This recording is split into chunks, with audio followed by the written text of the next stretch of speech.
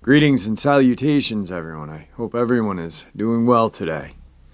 Today I have some terrifying dogman encounters to share with you.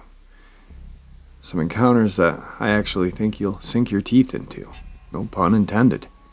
Before we get into these encounters, though, a couple links. As you know, I rely on my Patreon, my PayPal, and my merch store to help the channel to continue to grow and go. Those links are in the description below. Also, Dogman Frightening Encounters, Volume 1, 2, and 3, the audiobook version. They were written by Tom Lyons, narrated and produced by me, Jeffrey Nadolny. They're available on Audible, Amazon, and iTunes. The links to those books are also in the description below. Now, everyone, I know I've taken enough of your time, so let's get on with today's upload. Shall we? Today's first encounter. This happened about 10 years ago when I lived in Limestone, a small town in Maine. For reference, I lived in a small apartment complex completely surrounded by forest. It was very quiet, and lots of wildlife roamed the fields and forests surrounding the complex. I was 8 years old, lying on the top bunk of my bed, looking out my window. There was a spider that would build its web right outside of my window, so I would always watch it build its web at night before I went to sleep. My window overlooked a parking lot that was right next to the field bordering a thick forest. One night, as I was watching the spider build its web, as I always did, I saw a very tall, ape-like thing with a long, thick tail that tapered at the end, kind of how you'd imagine a T-Rex tail, except hairy, if that's a good comparison, walking across the parking lot. I kept watching it wander into the field just before the forest. It then placed itself between two trees, about arm's length away from each other, and began climbing up by grabbing the two opposite trees with their respective hands and feet and slowly shimmying up the tree. As it made it to the tops of the tree, it sort of blended in with them and stopped moving. I couldn't see it anymore. To this day, I am completely stumped as to what I saw from my apartment window. This happened while I was living in Maliseet region of Maine. If anyone is familiar with Maliseet mythology, please comment. I was wide awake. I pinched myself very hard a couple of times just to see if I could snap myself out of it. But it was definitely real. Today's second encounter. My friends were stalked by a werewolf dogman creature in Lake Pisgah, Oregon. I'll start off by saying no, this is not my story, but it was such a crazy encounter that I have since asked each of my friends through the years to recount the events. This happened around the year 2000. About the year after this took place, I started dating one of these friends, and that's when I heard about this dog-like creature. I have since asked each friend over the years, miles apart, and they all remember the same encounter. Before my ex was even my best friend. Let's just call him Jay. He and our other friends were 17 or 18 years old at the time. I remember it began an adventure to find a place to smoke. Let's go hike to and puff. The good old days. When we got away from the parents and planned a day around smoking, it was Jay and his best friend B and their girlfriends, S and M. The four of them decided to drive to Lake Pisgah, a beautiful wooded area in Eugene, Oregon. It's more of a hill, but it's nature in its prime for sure. I've been out there many times growing up, and I know exactly what trail they were on. The main one that connects to the parking lot to the river. They had driven in B's little white sedan, parked in the parking lot, and then walked to the river. On the way to the river from the lot, there is a very small bridge that crosses a small creek, relevant later. The group spent the day out there swimming and puffing and swimming, just being typical teens. I can imagine the hunger was driving them crazy and them wanting to go home a few hours as the sun began to set. Either activity alone is bound to get someone hungry, let alone both. So they walked along a well-worn main path into the parking lot. This path has since been paved according to Google Maps. It doesn't take but 20 minutes or so for them to get back to the little footbridge by the parking lot that they had just crossed when hiking in. When they reached this small footbridge near the parking lot, Bee looked out toward the vast field behind them and the wooded mountain and noticed a huge dog near the tree line, about 100 yards away. They all later described it as the biggest dog they had ever seen. The dog was just sitting there, not looking scary, just looking like a humongous friendly dog. It was starting to get dark, but from M's and J's description and the drawing she later gave me, it was a very shaggy and furry. I may even still have the notebook where she drew the thing. If I find it, I'll share that. My friends continued to walk across the small wooden bridge, and one of the girls screamed. The big dog was now on its hind legs, standing much closer than when they had seen it a couple of seconds earlier. It had traversed most of the large field in seconds it took them to get across the footbridge, which is about 10 feet. Whatever this thing was, it was fast, quiet, and stealthful. My 4 friends ran to the car, and they had the classic cliche, can't get the key in, because B was fumbling madly with the keys. At this point, the dog was standing on its hind legs at the very edge of the parking lot, looking at them still. Still had the dog face, still had the dog body, but standing up. They never saw it walk, on all fours or just 2. It was like every time they looked up, it was standing there closer. As Jay had said, every time he looked up, he was closer but not moving. All of them recounted how surreal it was to see the dog standing on its hind legs. I don't know if it ran for a few ticks and then stood up again at intervals in the field, but that's the way they describe it. Many times I've asked them, are you sure it wasn't a bear? No, it definitely was a dog standing on its hind legs. A big dog that was stalking them. Also, this is in Lane County, Oregon, in the year 2000. There are few, if any, bears out there. It would be odd, but then again, I wasn't there. The kids got into the car and sped off, leaving Pisca Dog to its own business. I've never had a reason to doubt any of their stories. In fact, S doesn't like to talk about the incident at all, because it's still too creepy for her to recall. Today's third encounter. This encounter is a very personal one and a very long one, so I appreciate your time hearing it. Just to be clear, the story you are going to hear is 100% real. It happened to me, and I remember it like it was yesterday, but it was actually 25 years ago. I was born July 14th, 1958, so at the time of this, I was 33, because it happened on August 28th. My dad would always take me and my brother Jeremiah hunting, so that custom stayed with me forever. That day, August 28th, 1991, I was hunting in Jackson Demonstration State Forest in Montecito County, California, with my brother Jeremiah. It was a little bit difficult to pattern the deer because of the water. The area is extremely thick with lots of young growth. 2 hours had passed and we only had 4 rabbits in our hunt. So we started to think about getting out of there, but we stayed for 1 more hour, just to make it worth our while. When we finally agreed that it was time to go, we heard something coming from behind us. It was a loud scream, and not a human scream, an animal scream. But it wasn't any animal we've ever heard before, so we decided to go back and look for the source of those screams. As we approached the site, we noticed that there was nothing there. We started to search the area, but as we were doing that, I felt the presence of someone, and I instantly felt observed.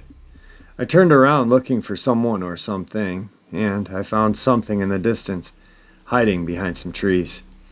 I didn't call my brother, as I felt it was nothing important.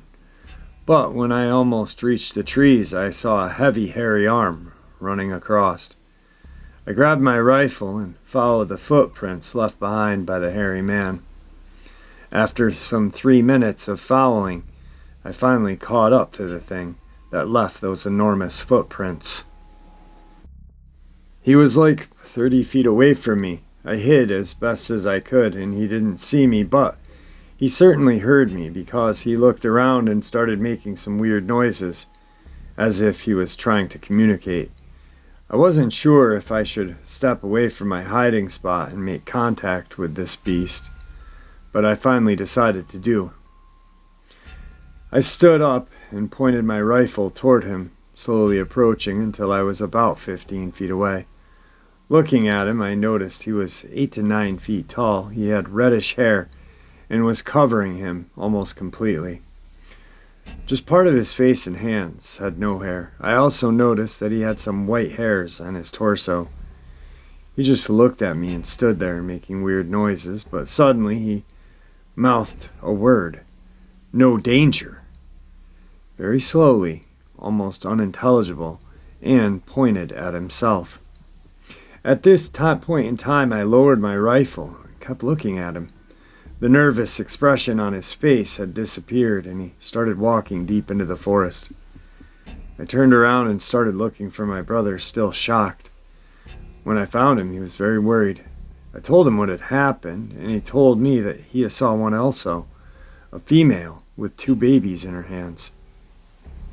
I'm not sure, but it's very possible that Sasquatch I found was the male one of the one my brother found, and the little squatch was their blood.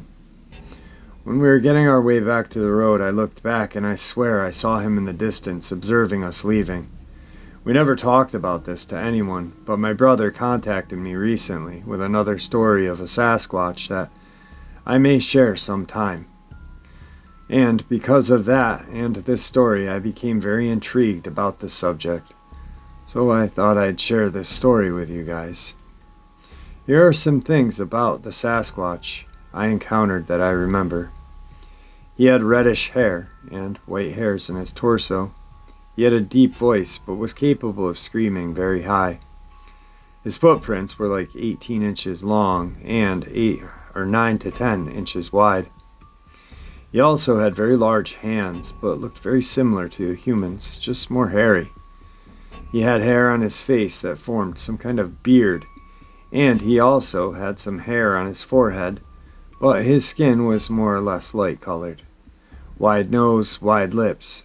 He looked like a hybrid human ape, almost like a Homo erectus or a Neanderthal. He looked very muscular. He couldn't stand completely straight long. He had somewhat clumsy way of walking, but he certainly could run pretty fast. He had some kind of language that was reminiscent of human language. He knew some words of English language. He was a peaceful being. Thank you for your time, and I hope you find this story interesting. I assure you it is 100% real. Today's fourth encounter. Last year I was living in a small mountain town in central southern Colorado in the Rio Grande National Forest. Super small town. Ute natives were tragically killed in the whole area of town. I don't usually get creepy vibes when I'm there, but it's definitely weird in many ways. I'm in my car at 2 in the morning with a friend. We had parked outside of our house looking down the road with only the street light across the street lighting up the area. From 15 yards in front of us, we see this large animal emerge from the darkness and catch the light. We started asking each other what it was and why it was so big. It was like the size of a small horse or a big deer. It was walking towards us. It stands 1 yard away from my door. We're frozen, unable to move while we stare at it, so close to us. And I say, "Is that a wolf?" It's all I could think it could be, tall, completely silver, looking like a wolf from the movies. As it stands so close to us, it looks up to the sky to the left and then to the right. Then it runs away towards the large cliffs at the back of the town, where the abandoned mines are, and at the large forest that begins there. We were stunned, stayed frozen in silence for minutes until we started laughing. Eventually calmed down and went inside, still confused. After that, I told some coworkers how cool it was that we saw a wolf. They all said, "That's impossible. No wolves have lived here for decades." So I researched, and they're right. No wolves have been here for like 40 years. And it would be a miracle if I had seen one, especially a gray wolf. As I look more at pictures of wolves, my memory becomes clear. What I saw was too tall and too silver to be a gray wolf. My friend and I have not forgotten one detail of this theory or story. I am sure it was not a dog. If it was, it's the biggest dog in existence. I remember the world washing away as I stared at this shining fur. It was the most majestic animal I've ever seen. There were chills covering my body, and I could barely breathe. Today's final encounter. I was standing outside of my home smoking a cigarette in Maryville, Missouri at approximately 3 in the morning, August 2010. The streetlights cast a yellow glow over my neighborhood. The air was crisp from the recent rain. As I stood near the back door, I noticed something moved in my yard. Out of my periphery, I saw what was a dog, a really big dog. But when I looked at it straight on, I was scared. The dog was as long as a horse. It loped across the lawn, and I got a good look at it. The dog thing was tan, its tail long and bushy with a white tip. Its eyes glowed green. It stopped next to the neighbor's fence, staring at me the entire time with those green glowing eyes. It stared at me until I finished my cigarette and went inside. About 5 minutes, just long enough to smoke a cigarette. I was a little freaked out. The dog slunk off between 2 houses when I went in. I took his father outside to look for tracks the next day, but we found nothing. However, when I stood where the dog stopped at the fence, my heart jumped. The dog could have stood at the middle of my chest, and I'm 6'2". That wasn't the last time I saw this dog-like creature. Dad calls it the wolf boy. We joke around about it being a werewolf. A few weeks later, I parked my car on the street behind the house after work at around 3 in the morning. I sat inside of my car, smoking cigarettes, when I saw eyes staring at me through the darkness. The streetlight back there flickers. I was sitting in the car smoking a cigarette when I saw those green eyes. When the streetlight flickered on, he was the wolf boy. I thought my eyes were playing tricks on me because of the green glow, but it was the dog-like creature. It was lying down, just staring at me. Each time the streetlight flickered, the wolf boy inched closer. It was freaky, as close as a dog was when the light was flickering back on. I needed to go inside, so I just ran. Alright guys, I hope you enjoyed today's upload. The third encounter was absolutely amazing. I mean,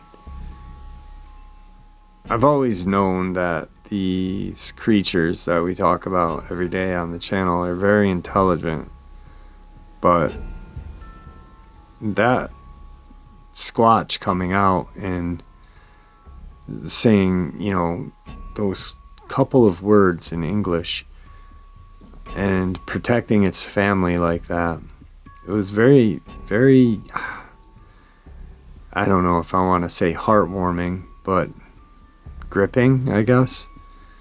I have a hard time with things being heartwarming when it comes to Sasquatch and Dogman because, they've done so much over the past years. So yeah, anyway, I hope you guys enjoyed today's upload as much as I enjoyed sharing it with you. And with that, I'm going to bid y'all farewell and see ya!